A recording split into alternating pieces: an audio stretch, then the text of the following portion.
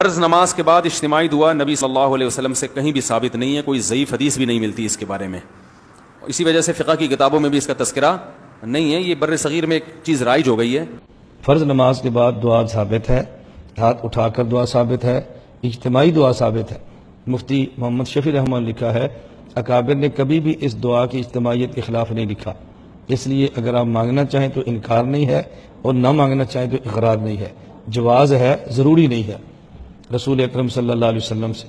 حضرت براء بن عازب رضی اللہ عنہ فرماتے ہیں، مسلم میں حدیث موجود ہے، کنا اذا صلینا خلف النبی صلی اللہ علیہ وسلم احببنا ان نکون عن یمینہ، اللہ کے نبی جب نماز پڑھاتے ہماری خواہش ہوتی کہ ہم دائیں طرف کھڑے ہوتے، کیونکہ آپ نے سلام پھیرنے کے بعد دائیں طرف منہ کر کے بیٹھنا ہوتا تھا۔ فسمعتہ یقول، میں نے حضور سے سنا کہ آپ یہ دعا مانگ رہے تھے، اللہم رب قنی عذابک یوم تجمع عبادک، کہ اللہ جب قیامت کو بندوں کو جمع کرے گا تو مجھے عذاب سے محفوظ فرمانا۔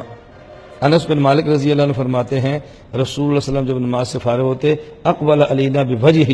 آپ وہ مختلف طرف کر لیتے اور پھر میں نے سنا آپ دعا مانگتے اللہم انی اعوذ بک من عمل یخزینی۔ تو صحابی جو سن رہا ہے تو حضور اونچی مانگتے ہیں تو تبھی سن رہا ہے نا، ورنہ صحابی دعا کیسے سن رہا ہے؟ اور یہ صحیح مسلم کی حدیث ہے، کوئی ضعیف کتاب کا میں حوالہ بھی نہیں آپ کو دے رہا۔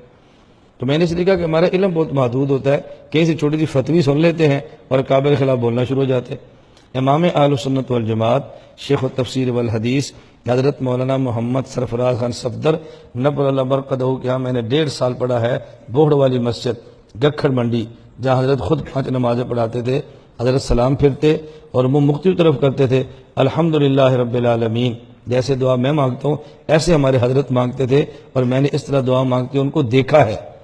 آپ نے صرف پڑھا ہے اور امام اہل سنت کو دیکھا ہے، آپ نے ان کا نام سنا ہے، میں 1.5 سال ان کی خدمت میں رہا ہوں،